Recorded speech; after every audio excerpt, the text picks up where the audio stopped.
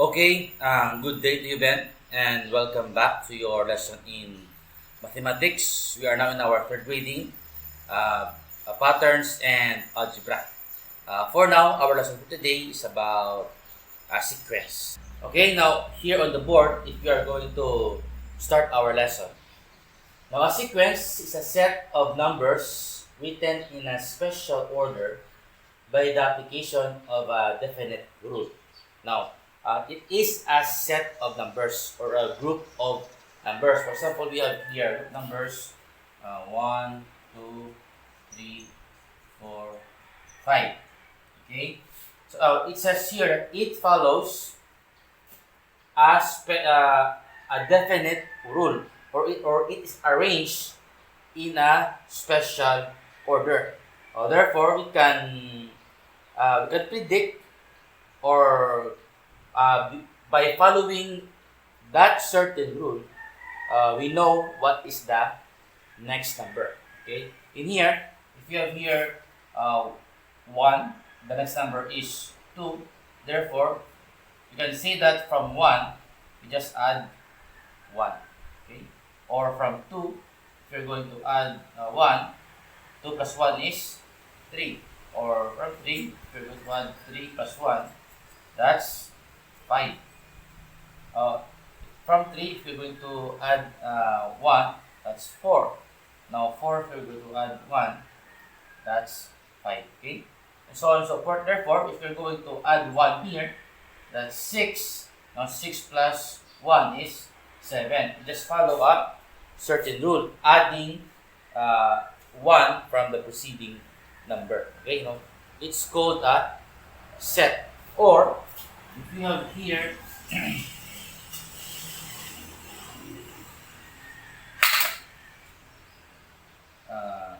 A, B, G, J. Okay? So A, D, G, J. Now this is also a set, which are letters. Okay, letters from the alphabet. Now these letters follow a certain rule. Okay, that's why they're arranged in a special sequence. Now, how do we predict the next letter here? By looking for that special order or its definite rule that it follows. Okay, so if you're going to write the alphabet here, A, B, C, D, E, F, G, H, I, J, K, L, M, N, O, P. Okay, and so on and so forth. Now, if we are going to count from A to D, from here, how many steps? 1, 2, 3. There are 3 steps from A. Now, if you're going to count from D, 3 steps again. 1, 2, 3. That's G. From G, if you're going to count 3 steps, 1, 2, 3. That's J. So therefore, we can predict the next letter here. How? By following the order that it follows, or the rule that it follows. How? Or what's the rule? By counting 3 steps from the previous letter. Okay? So meaning from J here, if you're going to count 3 steps, 1, 2, 3, meaning to say the next letter is M. And from M, if you're going to count 3 steps, 1, 2, 3, that's P. Okay? So on and so forth. Therefore, we can predict what's the next letter. Okay? So that's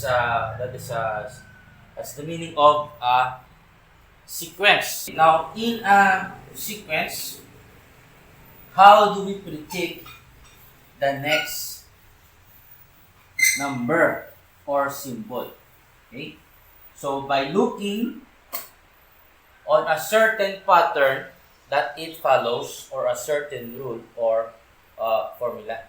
By the way, each element of a sequence is called a term. Okay? A term is a number or a symbol or an element within that sequence. Okay? Or set. It's called a term. Okay? Now, how do we find the next number in a sequence? So, by looking on a certain pattern, by guessing, or by looking for the formula, or by predicting a certain rule that the sequence is following. Okay? So let's explain that by using an example. One here, we have here 5 examples. Let's start from number 1. Okay, so we have here 3, 6, 9, and 12. Now we are going to look for the next 3 numbers. Okay, what is the next number after 12? So how do we answer that? Let's look for the pattern or the formula that this sequence is using. Okay, so if you're going to look for the pattern from the first term to the second term, we have here 3 and 6. So we can add 3 here. Okay, so 3 plus 3, that is 6. Okay, then we are going to check for the other term. Now 6 here plus 3 is 9. Okay, next 9 here plus 3 is 12. Therefore, we know now how to get the next number. How? By just adding 3 from the preceding number. Okay, so let's do that. Now 12 plus 3 here is 15. Right? Then after that, we can proceed or go on to use the pattern to get the preceding numbers. Okay. Now let's add here 5 plus 3 plus 18. Okay. And 18 here plus 3 is 21. Therefore, the preceding number here, okay, or therefore the next number here, the next 3 numbers here is 15, 18, and 21. Now, how did we get them? By adding 3. Okay, or you can also use the formula n. If n here is the counting numbers 1, 2, 3, 4, 5, 6, so on and so forth. We just multiply that by 3. Okay, we multiply the counting numbers to 3. For example, 3 times 1, that's 3. Right? Now, next number, 3 times 2, that's 6. Okay? Next, 3 times 3, that's 9. We are now on 4. So 3 times 4, that's 12. Same, right? Next, we are on 5. 3 times 5, that's 15. 15 here. Next, 3 times 6, that's 18. Right? Next, you have 7. So 3 times 7, that's 21. So, we have the same numbers after 12. So, that's 15, 18, and 21. How did we get that? By following a certain rule, in which the first method that we use, we add 3 from the preceding numbers, or you multiply the counting numbers by 3. Okay. What is answer number letter B?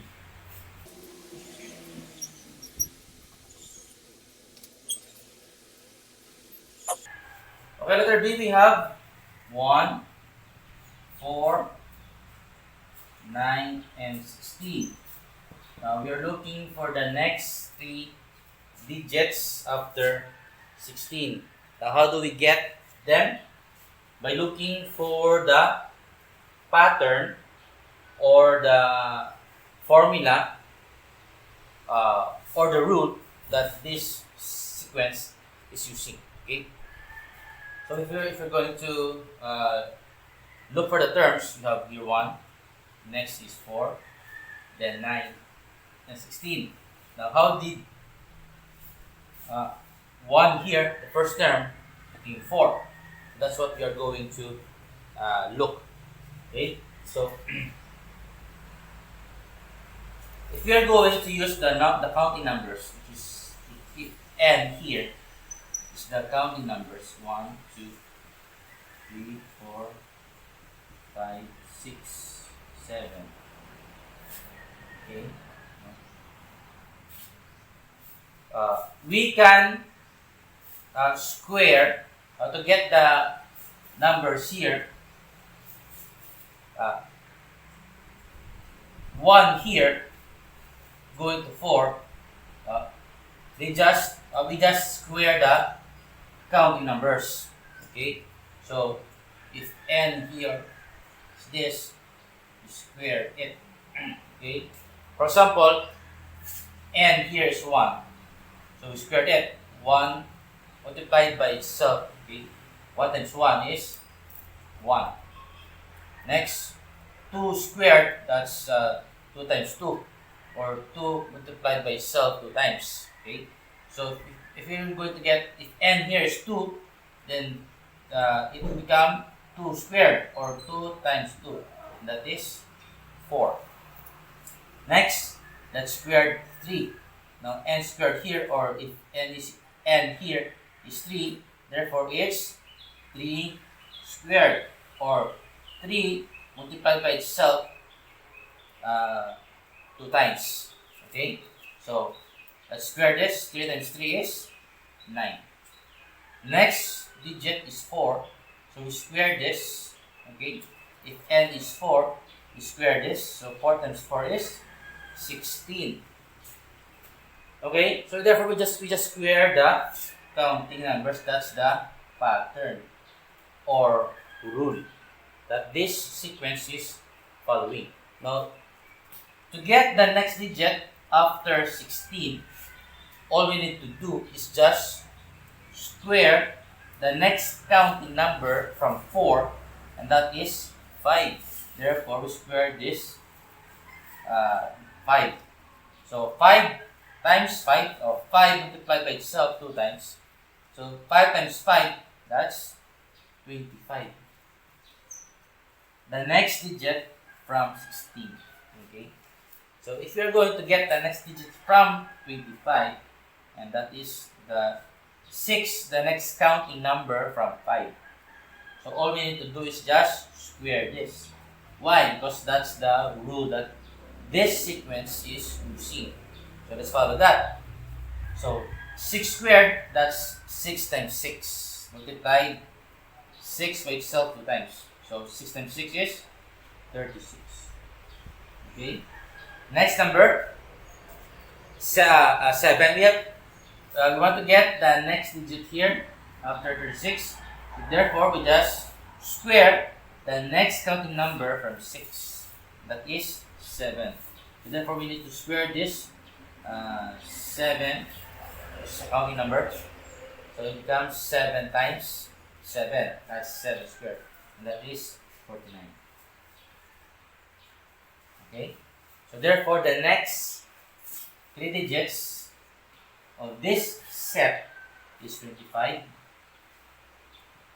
36, and 49. Okay.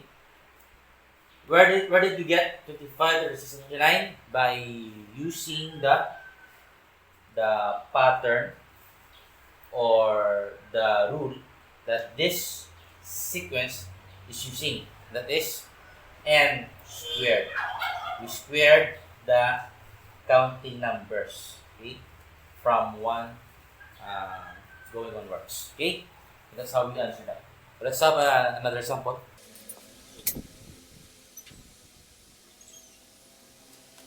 Okay, for our next example, letter C, we have here 1/2, 1/3, 1/4.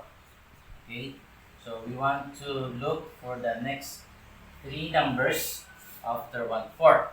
Now, how do we get those three numbers? By looking for the pattern here that this sequence is using, or let's look for the definite rule or the formula. Okay, how do we get that? By guessing, predicting. Okay. Now, notice that on the numerator, all of the numerator is 1. Okay, so therefore, we can predict that the next three digits, they will also have a numerator of 1. Okay, why? Because all of the numerators here is 1. So, we need to say it's safe that we can say that the next numerator for the next three numbers is also 1, and so on and so forth. Okay, 1, the denominator here, notice that from this number 2, the next digit is 3. So we just add 1, okay, plus 1 here. So if you're going to add 1 here from 2, 2 plus 1 is 3. Next, if you're going to add here 1 from 3, we're going to get 4.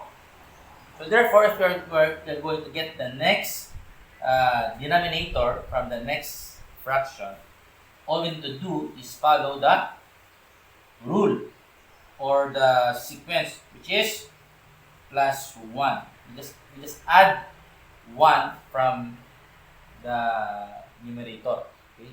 So if you're going to get the next denominator here, 4 plus 1 is 5. Okay? Therefore, the next fraction here from the sequence is 1/5.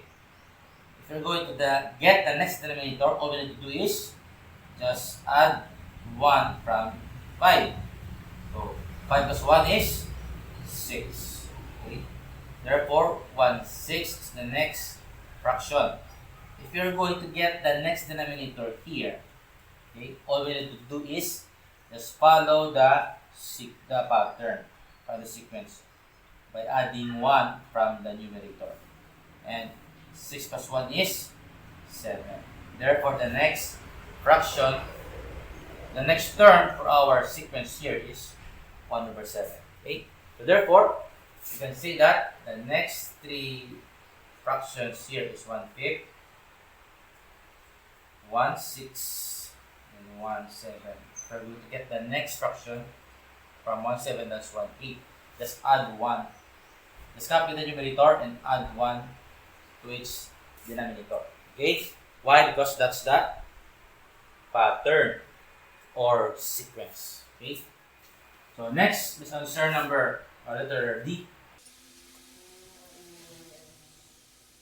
Alright, so we have here 3, 1, -1, and -3. Okay? So this is our sequence. And we want to get the next 3 digit after our last term here, which is -3. Okay, now so how do we get the next digit? By following the pattern, following the order or the formula that this sequence is using. Okay, and that's what we need to find out. What's the formula or the pattern? Now, if you're going to look at it, 3 here, 3 from 1. How did we get 1? Simple. We just subtract 2 here, right? If we subtract 3 to 2, the remaining is 1. Okay? So, we can predict that we subtracted 2 here. Okay? minus 2 to get 1 from 3. Okay? So, because we subtracted 2 here from 3, the next term became 1. Okay?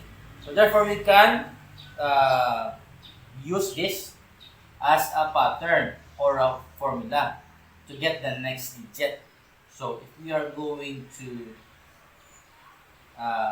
subtract this minus 2, 1 minus 2, if we are dealing with whole numbers, the answer is cannot be because 2 here is greater than 1. So therefore, we are dealing now with integers. Okay?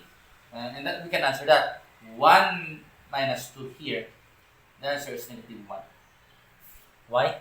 Because we subtracted 1 here to 2 as an integer. If we're going to do that, okay, for example, 1 here is positive, okay, minus 2 here. So meaning 2 here is positive, okay. That's our process, okay. Positive 1 minus positive 2. And if you're going to follow the rule in subtracting, okay, 1 here, we just change my subtraction here to addition, provided we change the sign here, the opposite sign of the integer. So therefore, positive 2 here will become negative 2. Okay, so we are adding now unlike integers, and to add them, just subtract the whole numbers and copy the sign which is a greater number. So 2 minus 1 is 1, and the greater number here is 2. Therefore, we have to follow its sign, which is negative. Therefore, 1 here will be negative. Okay, that's why that's negative 1. Okay, so from negative 1 here to get the next digit, all we need to do is just subtract 2. And negative 1 minus 2 is negative 3. So therefore, we can use this pattern or formula. Now, to get the next digit, all we need to do is subtract 2. Now, negative 3 minus 2, that's negative 5. Next, from 5, negative 5 minus negative 2, that's negative 7. Negative 7 minus negative 2, that's negative 1. Okay? So therefore, we have now our answer. And the next digits here are negative 5, negative 7, and negative 9. How did we come up to this? By using the formula minus 2, okay, in every digit. So let's answer number letter E here. Okay, so y, answer E, y squared, y cubed, and y to the 4th power. Now we need to get the next 3 digits. Okay, now we are dealing now with exponents. Okay, so to get the next digit, first we have a constant variable here, which is y. Therefore, you can say that the next digits have y2. All we need to do is get their exponents or power. Now, how do we get that? So notice from here, which we have 1 here, it became 2. And how did we get that? Maybe we just add 1 here. Okay, 1. It became 2. Now from 2, just follow the rule. Just add 1 here. It became 3. Okay. So from y squared, it became y cubed. Right. Just add plus 1 here from its exponent, or power. So therefore, we will follow this rule. Just add 1 here. It became 4, 1 to the 4th power. And using this rule, we can now predict the next 3 digits. How? By just adding 1 here to this exponent. So 4 plus 1, that's 5. So y to the 5th power is our next term from y to the 4th power. How did we get that? By adding 1 to each exponent, because that's the rule that this sequence is following. Okay? So next term from y to the 5th, this is y to the 6th. How did we get that? Let's add 1 from each exponent. And next digit, that's y to the 7th power. How? By adding 1 to each exponent. And so on and so forth. Y to the 8th power, y to the 9th power, just add 1 to each power. Therefore, we can see that the next 3 digits here is y to the 5th, y to the 6th, y to the 7th. Okay? That's how we predict. That's how we look for the order, the formula that the sequence is using. Okay?